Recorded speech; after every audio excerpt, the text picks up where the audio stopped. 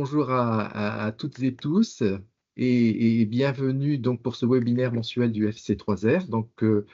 Je suis ravi d'accueillir aujourd'hui plusieurs experts du domaine des organes sur puce de la microfluidique, hein, des puces, qui sont en train de révolutionner la médecine de demain et vont vers la médecine personnalisée. Donc, ces technologies sont par nature, comme je le dis, 3R, et donc elles apportent vraiment des opportunités réelles de réduire, voire de remplacer l'utilisation de l'animal en expérimentation. Donc, on a la chance d'accueillir Anne-Marie Gay, qui est directeur de recherche au CNRS, Xavier Gidrol, qui est à la tête du laboratoire Biomix au CEA à Grenoble. On aura aussi Émilie Teps, donc dans le même laboratoire, qui nous présentera la vascularisation et comment ça fonctionne, un petit peu tout ça, dans des modèles, par exemple, d'organoïdes pancréatiques. Et puis, on aura aussi la chance d'avoir Maria Carla Parini, donc de l'Institut Curie, qui nous parlera de tumeurs sur puce. Elle nous présentera ses TOC, donc tumeurs on chips. Ça va être, je pense, un moment assez passionnant. Donc, je vais laisser d'abord la parole à Anne-Marie Gay et Xavier Gidrol pour la présentation générale du PEPR. Donc, bonjour à toutes et à tous et merci Marc de cette introduction. Donc, effectivement, on va commencer par vous présenter ce programme de façon un petit peu formelle, hein, c'est-à-dire de la manière dont il a été imaginé et dont il va se dérouler dans les quelques années à venir, puisqu'après, vous allez avoir droit à 2 présentations scientifiques qui vont vous présenter plus en détail ce que sont les organes et les organoïdes sur puce. Alors quand même, 2 mots d'introduction, hein, au cas où certains d'entre vous ne seraient pas familiers avec cette notion.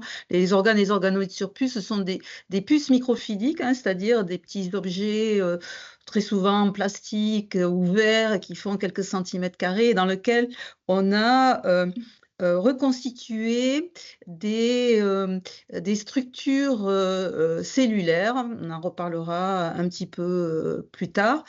Et avec ces structures cellulaires, dans ces puces, on souhaite reproduire le fonctionnement de tissus ou d'organes. On reviendra peut-être sur cette notion un petit peu plus tard. Alors ce PEPR, ce programme, il est piloté par le CEA, le CNRS et l'INSERM. Il a donc 3 co-directeurs qui sont Xavier pour le CEA, moi-même pour le CNRS et Jean Rosenbaum pour l'INSERM. Et nous avons 4 partenaires universitaires que vous voyez à l'écran. PSL, l'Université Grenoble-Alpes, l'Université de technologie de Compiègne et l'Université de Toulouse 3. Donc voilà, donc ce que nous souhaitons faire au travers de ce programme, c'est renforcer et structurer les activités de recherche autour donc d'une nouvelle génération d'organes et d'organoïdes sur puce. Et il s'agit d'une nouvelle génération en particulier parce que nous souhaitons réaliser ces puces sur la base de cellules ou de tissus qui sont dérivés de patients. Et l'application que nous visons en toute priorité, c'est la médecine personnalisée. Donc voilà, dans le cadre de ce programme, nous avons identifié 3 défis scientifiques majeurs pour atteindre ce but. Donc le premier, hein, je l'ai déjà évoqué, hein, c'est celui d'intégrer des cellules, des tissus issus de patients dans les puces, de manière à obtenir ce que l'on a appelé des jumeaux cliniques de patients pour la médecine personnalisée. Le second, c'est de réaliser des dispositifs qui sont multifonctionnels ou multi-organes, c'est-à-dire qui sont capables de faire communiquer des structures cellulaires différentes entre elles pour reproduire simuler, mimer au moins une partie du fonctionnement du corps humain. Et le troisième objectif que nous avons identifié, c'est celui de réaliser des dispositifs qui sont instrumentés et qui permettront d'obtenir des données en temps réel sur le fonctionnement de l'organe sur puce. Et pour atteindre ces trois objectifs, nous avons imaginé un plan d'action qui a été prévu en 5 étages, si j'ose te dire. Le premier, c'est nous avons choisi de financer 4 projets ciblés. Donc tout à l'heure, vous allez entendre la présentation de 2 d'entre eux. Voilà. Nous avons souhaité créer ce qu'on a appelé des OTC, des Open Translational Centers. J'y reviendrai un petit peu plus en détail tout à l'heure. Bien sûr, nous avons prévu un appel à projet. Et puis, bien que ce soit un PEPR exploratoire, eh bien, nous souhaitons anticiper quand même le transfert industriel de ces objets et, chose on ne peut plus importante, le transfert clinique, puisque ce que nous promouvons, ce sont des objets que nous souhaitons voir utilisés dans le parcours du patient. Et enfin, la troisième partie, ou la dernière partie du programme, c'est une partie qui est aussi très importante, qui est une partie de communication, de formation, de sensibilisation. Ces objets sont encore très, très nouveaux. Ils ne sont pas encore dans les pratiques de soins. Ils nécessitent une recherche qui est très interdisciplinaire. Donc, il y a certainement beaucoup d'actions à mener pour que l'ensemble des communautés scientifiques et des communautés du soin d'une manière générale s'accaparent ces objets. Donc voilà, dans les 4 projets ciblés, ils sont là. Vous voyez que tous, ils adressent au moins 2 des grands challenges que nous avons identifiés. Donc les 2 premiers, je vais passer dessus puisque vous allez avoir une présentation détaillée à la suite de ce que je vous raconte. Et les 2 suivants, alors ils adressent, le troisième, il adresse une question de santé qui est très importante, qui est le syndrome métabolique, c'est-à-dire le foie, les problématiques de foie gras, je vais les dire comme ça, non liées à de l'alcoolisme en particulier. Et le dernier, il a une position un petit peu plus transversale, puisque nous l'avons dédié au développement de technologies au sens large pour un petit peu accélérer le développement de ces organes sur puce d'une manière très générale. Vous voyez que les 3 premiers adressent des questions de santé qui sont extrêmement importantes, le diabète, le cancer et dans le syndrome métabolique. Voilà. Alors les OTC, Open Translational Centers, ce sont des plateformes qui n'existent pas à l'heure actuelle. Nous en avons prévu 4. Alors nous en avons prévu 4 d'abord parce que le budget de ce PEPR n'est pas extensible, donc il fallait se fixer un programme et des objectifs qui soient tenables. Donc on en a prévu 4. Ce qu'on a prévu, c'est que toutes ces plateformes fonctionnent en réseau. Et ce que l'on souhaite, c'est que dans quelques années, je dis quelques années, c'est 6 ans, 10 ans, 15 ans, que tout un réseau national se constitue sur le même schéma. Donc les 4 OTC qui vont démarrer dans le cadre de ce programme, en quelque sorte, ce sont des sites expérimentaux qui devront opérer 2 missions. Il y a une première mission qui sera de faire gagner en maturité les OOC qui sont développés dans les laboratoires. Alors faire gagner en maturité, ça peut vouloir dire 2 choses. Ça peut vouloir dire faire qu'ils vont intégrer un plus grand nombre de fonctionnalités, une plus grande fiabilité de fonctionnement, et puis aussi qu'ils intégreront des cellules de patients. On peut très bien imaginer que les développements vont se faire sur des lignées cellulaires, mais après, à un moment donné, il faudra avoir accès à des à des cellules ou à des tissus de patients. Et ça, c'est une question qui peut être délicate, qui est extrêmement importante. Et donc, ce que nous espérons, c'est que ces centres vont permettre de faire ça. Et la deuxième mission de ces centres, c'est de vraiment réaliser l'opération clinique, hein, c'est-à-dire en situation clinique, ces objets, ils seront destinés à aider le praticien à mettre en place une approche thérapeutique et à définir quelle est la voie la plus efficace. Ça, c'est ce que nous souhaitons. Et donc, il y aura certainement besoin dans les hôpitaux de structures dédiées pour permettre alors, de finaliser ces OTC avec les cellules patients, ça on en a déjà parlé, mais également de réaliser les analyses sur la base de ces organes sur puce. Voilà. Alors, l'autre étage de la fusée, c'est l'appel à projet ANR. Vous voyez qu'il est doté de 20 millions d'euros, ce qui est assez conséquent sur un programme qui en fait 50. Et l'objectif de cet appel à projet, c'est de financer des projets, ce qu'on appelait des projets de rupture. Hein. On considère que les OOC, c'est une voie qui n'a encore qu'à son début. Et il faut vraiment veiller à alimenter ce concept de tous les progrès scientifiques et technologiques qui permettront de les faire évoluer et de les amener à leur meilleur niveau.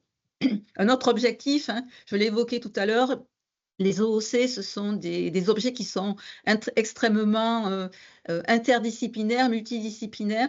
Ça veut dire que la communauté est en quelque sorte éparpillée sur un nombre conséquent de disciplines, l'ingénierie cellulaire, la microfluidique, la microfabrication, les biomatériaux, l'instrumentation. Et donc, un des objectifs de cet appel à projet, ce sera aussi de rassembler toute une communauté autour de cet objectif. Et puis, on est persuadé qu'on va tisser des liens avec d'autres PEPR, comme en particulier santé numérique, car les approches sont extrêmement complémentaires. Et donc, cet appel à projet pourrait permettre également de faire ça. Donc, ce que nous avons prévu, c'est de financer des projets avec un volume financier assez conséquent, pas moins de 1 million d'euros jusqu'à 2,5 millions d'euros. Et on espère un lancement en janvier 2025. On est bien parti pour, je pense. Et donc, on espère qu'effectivement, on va tenir cet objectif. Alors, je l'ai évoqué tout à l'heure, l'anticipation du transfert industriel et clinique, c'est quelque chose qui est extrêmement important pour une technologie qui est relativement disruptive. Et ceci, on souhaite le faire par plusieurs voies, plusieurs moyens. Le premier, on a prévu deux appels à projets. Alors évidemment, de volume financier beaucoup moins important que l'appel à projet ANR. Le premier pour faciliter le transfert clinique, et ça, on va le faire en finançant l'accès justement aux plateformes, aux OTC pour des projets qui en auraient besoin. Et puis, on va ouvrir aussi un petit appel à projet pour financer quelques études qui permettront d'évaluer l'impact des organes sur puce sur l'économie de la santé publique. Et puis également, pour favoriser ces transferts, les OTC seront ouverts aux industriels. On espère constituer un portefeuille de technologies et de brevets qui pourront être partagés. Et on travaille en coordination avec le contrat de stratégique de filière et notamment le GT14 qui est centré sur les organoïdes et les organes sur puce. Voilà. Et puis, dernier point dans ce programme, c'est les aspects de sensibilisation, communication et formation. Alors, nous avons prévu un programme international qui financera de la mobilité dans les deux sens, c'est-à-dire des missions de chercheurs et doctorants à l'étranger, et en particulier dans les pays européens. Et puis, inversement, en sens retour, l'invitation d'experts scientifiques internationaux qui pourront venir dans nos laboratoires pour discuter avec nos chercheurs. Voilà. Et la dernière partie, c'est une partie de formation, puisque nous considérons qu'il sera effectivement nécessaire, important, indispensable de former une nouvelle génération de chercheurs et d'ingénieurs et de sensibiliser les futurs utilisateurs. Les futurs utilisateurs, ce sont essentiellement les praticiens hospitaliers. Et pour cela, nous avons prévu des workshops, des écoles thématiques, des formations spécifiques ou des séminaires courts et spécialisés, des workshops interdisciplinaires et puis éventuellement toute autre action qui nous semblera nécessaire pour promouvoir cette nouvelle approche scientifique. Voilà, alors ça c'est le petit point d'avancement. Nous avons démarré officiellement ce PEPR en juillet 2024. Depuis juillet 2024, bien, nous avons contractualisé les projets ciblés, 4 projets ciblés, c'est-à-dire qu'ils sont prêts, ils ont même démarré. Pour certains, ils ont même démarré. Voilà. En janvier 2025, nous espérons lancer l'appel à projet ANR. En avril 2025, le timing pour cet appel à projet, hein, c'est fin avril 2025, clôture, et nous espérons, en fait, en tout cas, c'est ce que nous avions dit à l'ANR quand nous avons commencé à discuter avec eux, et nous voudrions que l'argent de ces projets soit dans les laboratoires à l'automne 2025. Voilà. Et puis, nous prévoyons des premières journées scientifiques du PEPR MERDOC quelque part au printemps. Et l'inauguration officielle du programme se fera le 4 juillet 2025 à Grenoble. Super, merci beaucoup. Merci Anne-Marie, merci au FC3R pour cette invitation. C'est super de voir autant de personnes connectées qui s'intéressent à ce domaine qui est en effet passionnant. Aujourd'hui, on avait à cœur de vous présenter les travaux qu'on a déjà menés, donc les résultats préliminaires sur lesquels se base le projet MAGIC dont a brièvement parlé Anne-Marie juste avant. Donc, particulièrement sur la vascularisation d'organoïdes sur puce pour la médecine personnalisée et en particulier autour du diabète de type 1. Pour le diabète de type 1, chez certains patients, la simple injection d'insuline ne suffit pas et il faut aller vers la thérapie cellulaire de remplacement. Pour le remplacement de ces cellules dysfonctionnelles, en fait, on veut remplacer les îlots pancréatiques qui sont les cellules issues du pancréas qu'on peut transplanter d'un donneur vers un receveur. Il y a tout un processus d'isolement de ces cellules qu'on vient récupérer du donneur et qu'on vient injecter dans la veine porte et qui viennent se loger dans le foie des patients. C'est une thérapie cellulaire de remplacement donc, qui fonctionne vraiment très bien, qui est actuellement indiquée pour les patients diabétiques de type 1 dits instables et chez les patients diabétiques qui ont déjà eu une greffe de rein. Là, c'est les résultats qui sont sans appel. On voit chez un patient avant transplantation les tracés glycémiques pendant 24 heures. Donc, on voit beaucoup de dérégulation, et particulièrement dans cette zone jaune qui est hors cible. Et un mois après transplantation, on voit que tous les tracés glycémiques ont rejoint cette zone grise, cette zone normale. Cette thérapie, elle vient d'être acceptée il n'y a pas très longtemps par la Haute Autorité de Santé comme soin courant. Donc, ça va être proposé à de plus en plus de patients et ça, c'est vraiment une excellente nouvelle. Mais malheureusement, il reste encore des points d'amélioration pour espérer soigner encore plus de patients parce qu'actuellement, il faut à peu près l'équivalent de 3 donneurs, des îlots pancréatiques de 3 donneurs en état de mort encéphalique pour pouvoir transplanter un patient receveur. En plus, il faut que le patient receveur soit sous immunosuppresseur pour éviter ces phénomènes de rejet.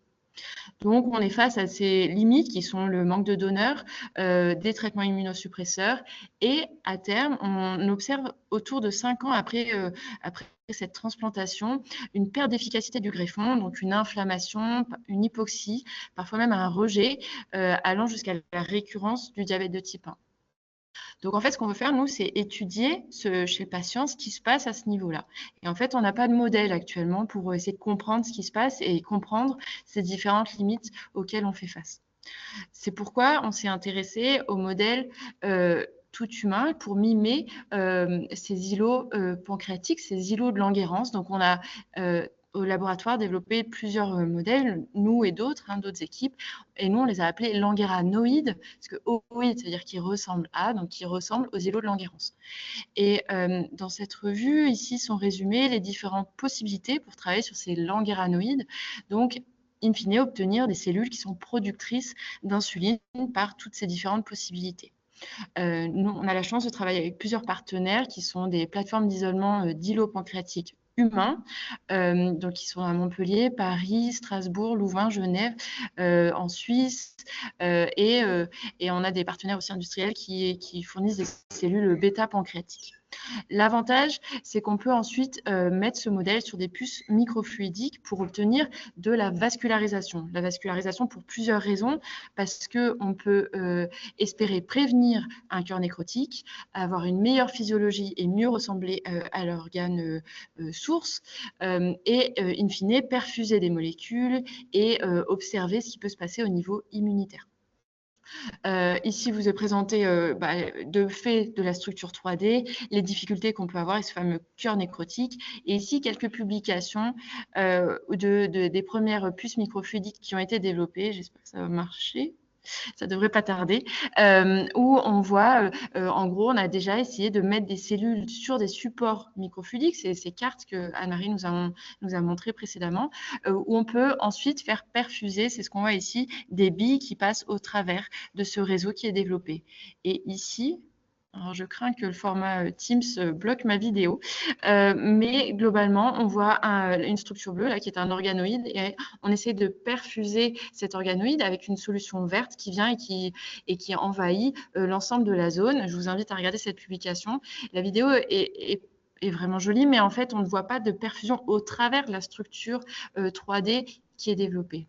Donc nous, ce qu'on a voulu faire, c'est améliorer cette architecture classique qui est présentée dans ces différentes publications où on a globalement une structure 3D dans un gel environnant avec des canaux latéraux qui permettent une diffusion. Donc, la microfluidique ici, elle est pas très complexe. L'utilisation, elle est relativement difficile pour un biologiste et on ne peut pas vraiment localiser la structure 3D à un endroit spécifique et il n'y a pas de perfusion qui a été démontrée. Donc nous, on veut essayer de développer un vrai réseau vasculaire perfusable. C'est pourquoi on a développé avec nos collègues du CEA Leti une carte microfluidique avec ce design qui est présenté ici, une carte serpentin où on a une entrée, une sortie, et au milieu, cette zone dite de restriction où on va venir piéger une structure 3D. Donc, ça répond à une taille particulière de structure 3D. Et comme vous le voyez sur cette vidéo, le piégeage fonctionne à tous les coups du moment que la structure 3D répond à une taille spécifique. Donc ça, c'est grâce à nos collègues du Leti qu'on a pu travailler et développer ce modèle. Et ensemble, on a voulu aller encore plus loin que piéger une simple structure 3D. On a voulu aller recréer un micro-environnement, donc amener un environnement autour de cette structure.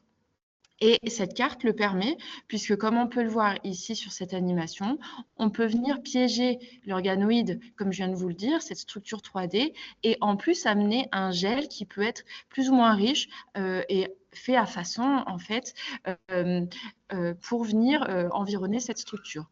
L'avantage, c'est qu'ensuite, on fait passer une bulle d'air, ce qui va chasser l'excès du gel, permettant de laisser un résidu sur les abords, un peu comme un coating. Au global, on obtient ce type de structure qui est ici dans un gel environnant et qu'on peut venir perfuser.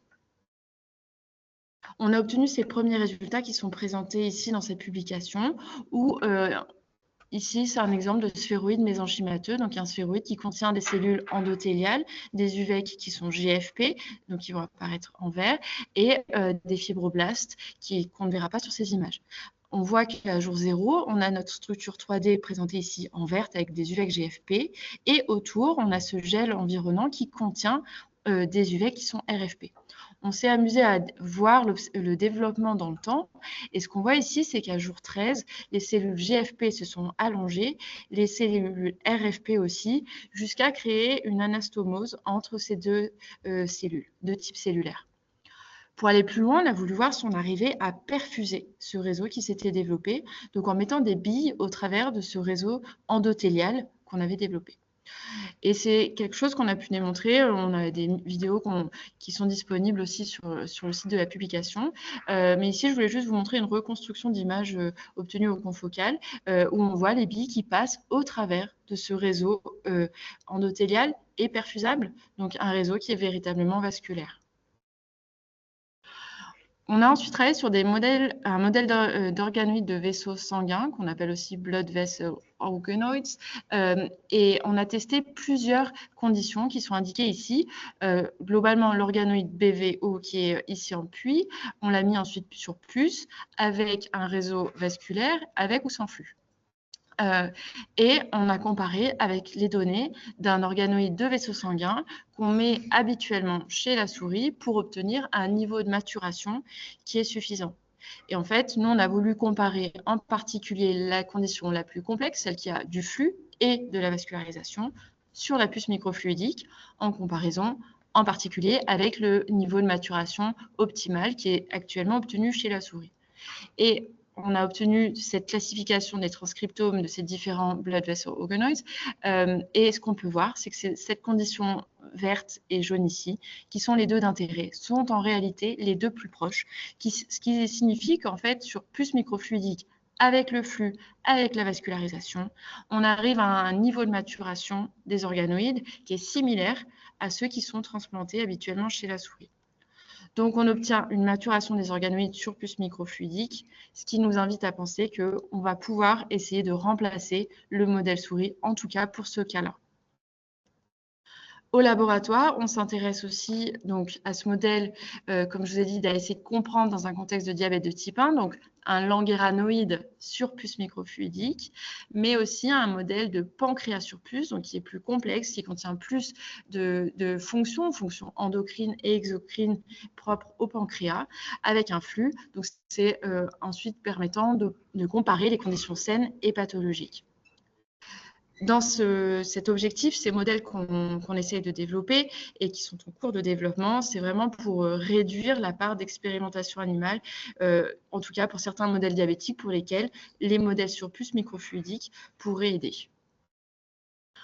Les organoïdes en pratique clinique, c'est un sujet qui est assez vaste, qui est très bien décrit dans la littérature. Cette publication, on trouvait résumé globalement bien le schéma de pensée, qui est en réalité l'idée de travailler sur le patient. Donc, c'est vraiment le cœur de notre objectif à tous, c'est d'aider et d'avoir la médecine personnalisée, de récupérer du patient soit des IPS, des organoïdes et en tout cas des cellules primaires qu'on pourrait mettre sur une puce microfluidique, comme on le voit ici, avec un seul organe sur cette puce microfluidique et peut-être à terme, on l'espère, avoir un multi-organe sur puce. Dans cet objectif, une fois qu'on a ce modèle-là, on peut imaginer pouvoir appliquer et avoir un modèle pour chaque patient. Donc, si on résume un peu, on peut indiquer qu'on a un patient ici et qu'on aurait en parallèle du patient qui serait en soins courants, soins cliniques. On prélèverait certains de ces organes, on récupérerait ces cellules souches. On pourrait avoir des organoïdes et des organoïdes sur puce microfluidique.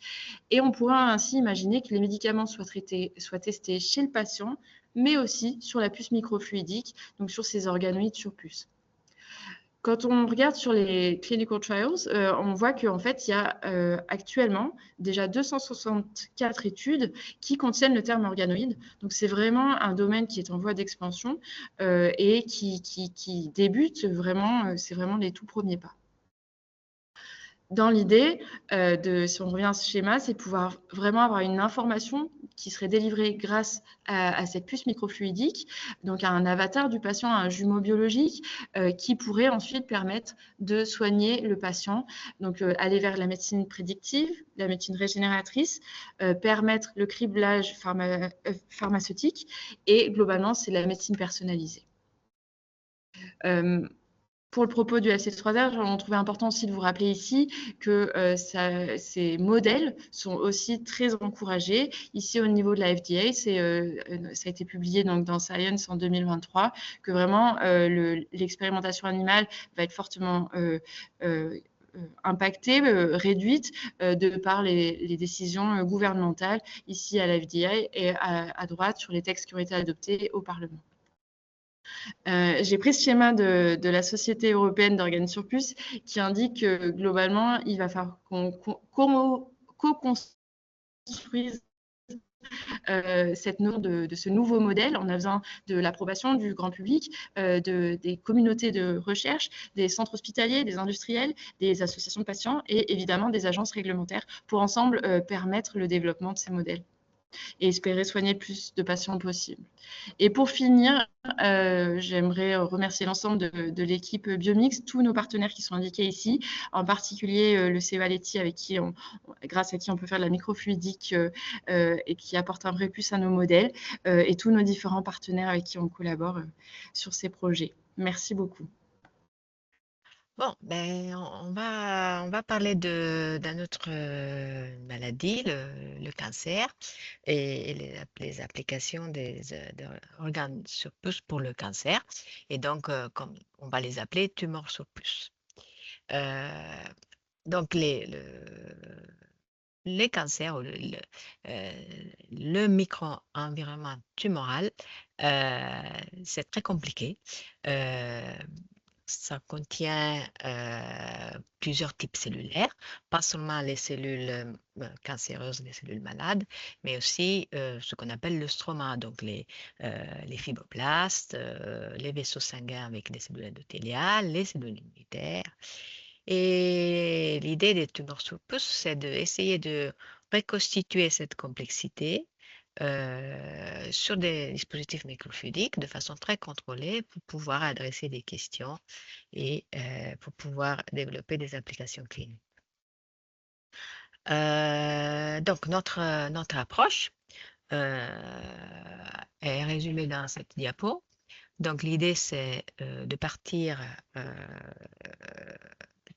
quand c'est possible, des échantillons tumoraux frais, et isoler les différents types cellulaires et les mettre sur des puces, comme dans ce schéma. Vous voyez les cellules tumorales qui sont en vert, les fibroblastes en rouge sont dans un gène, les petits points bleus sont les cellules immunitaires, et des fois on ajoute aussi un endothélium pour mimer un vaisseau. Et donc pour faire ça, il faut utiliser donc, des dispositifs microfluidiques qu'on appelle puces. Des fois, on utilise des dispositifs qui sont commerciaux et des fois, en collaboration avec Stéphanie Descroix, on fabrique nos propres puces. Et donc, on ajoute des traitements anticancéreux comme des chimiothérapies, des thérapies ciblées, des immunothérapies et même des thérapies plus expérimentales pour étudier comment l'écosystème tumoral répond et surtout pour comprendre les mécanismes de résistance. L'avantage de cette approche tumeur sous puce par rapport à d'autres approches en cancérologie, ils sont nombreux et en particulier, on a un contrôle très fin des conditions expérimentales. C'est nous qu'on choisit ce qu'on va mettre. On va pouvoir visualiser, je vais vous montrer des vidéos, les dynamiques de cet écosystème. Et on peut utiliser très peu de cellules, donc ça c'est très important dans les applications cliniques. Donc on peut utiliser de l'ordre de quelques milliers de cellules. Et aussi, pas négligeable, on utilise des cellules humaines et on peut utiliser des cellules, on essaie d'utiliser des cellules autologues, c'est-à-dire des cellules qui viennent du même patient. cette diapo, c'est pour vous donner une idée de ce qui est au cœur de l'approche, c'est la vidéomicroscopie. Donc, on a besoin de microscopes qui ont des incubateurs pour garder les cellules vivantes à 37 degrés. Et aussi, on a besoin de pouvoir contrôler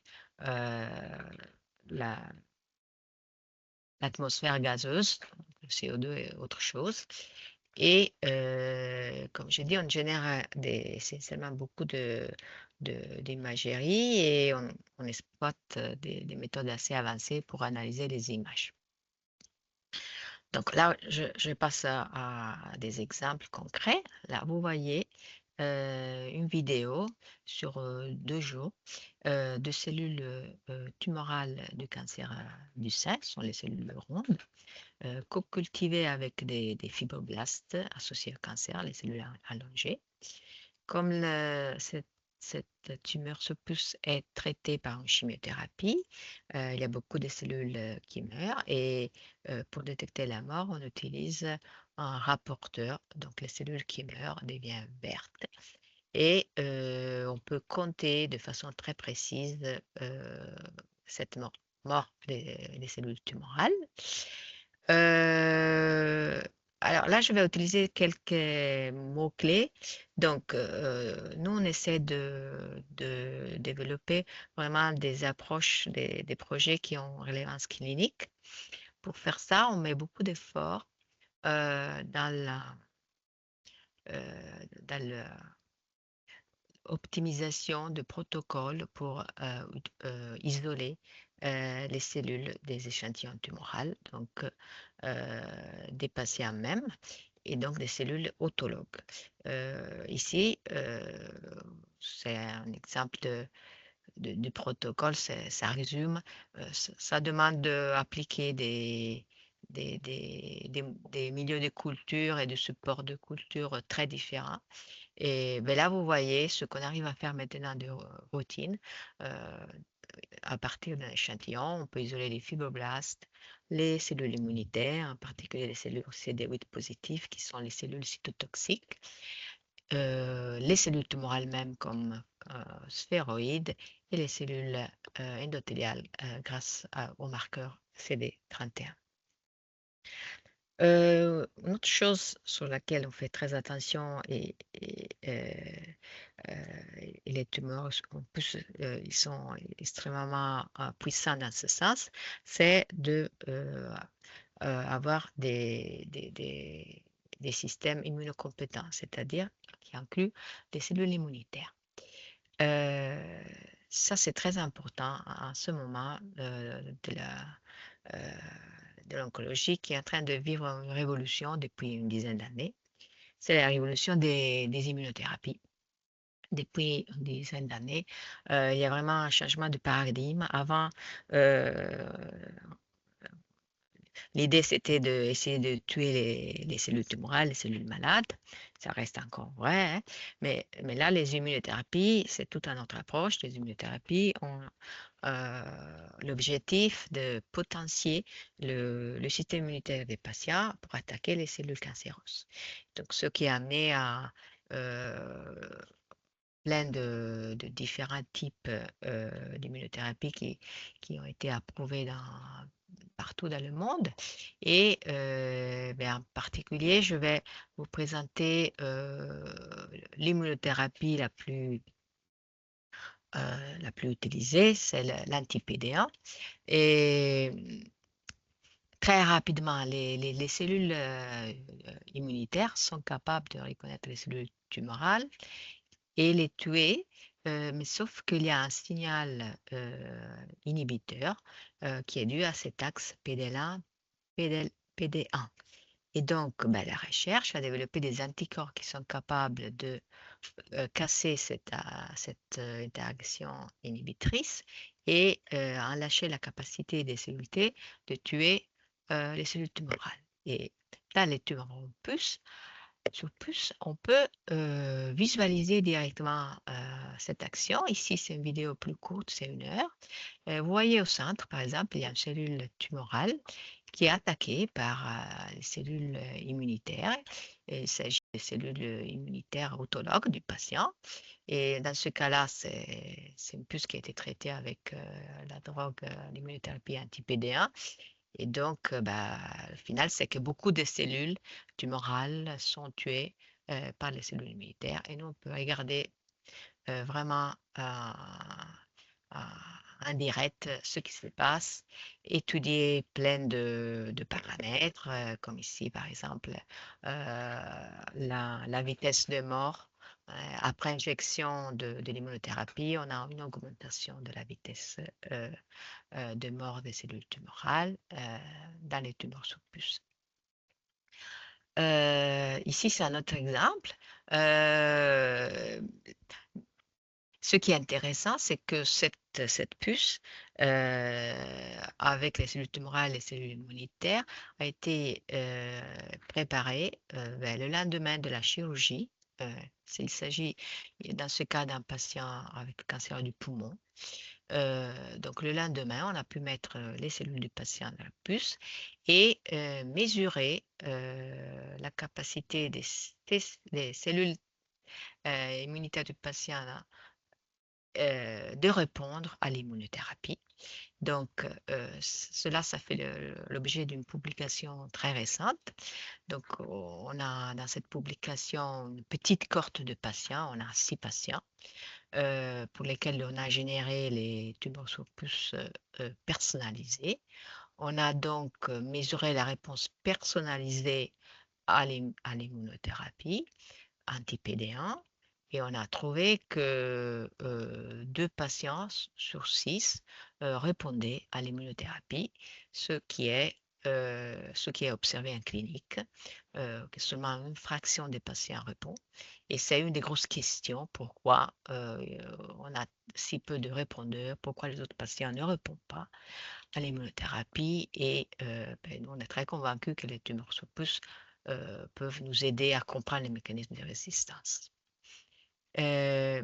Pas seulement comprendre les mécanismes de résistance, aussi aller vers l'utilisation dans des applications cliniques. Donc, dans le contexte du PEPR MEDOC, il y a un projet ciblé qui s'appelle Tumor Microenvironment on Chip Project. Et l'objectif de ce projet ciblé, c'est d'explorer le potentiel des tumeurs sous puce isolées des patients pour le soin et en particulier pour essayer de prédire l'efficacité des traitements grâce aux tumeurs sous puce avec des temps qui sont compatibles avec les décisions cliniques. Et pour ça, dans ce projet ciblé, il y a même des essais cliniques qui sont prévus avec des échantillons de cancer du sein, de patients traités à Curie, des échantillons qu'on va mettre sur puce et on va mesurer la réponse sur puce et la comparer à la réponse clinique. Très brièvement, je veux mentionner un autre aspect, c'est la vascularisation des tumeurs sous puce qui était déjà bien introduite par la personne précédente, l'intervenant précédent. Donc, nous, on a choisi une stratégie un peu différente.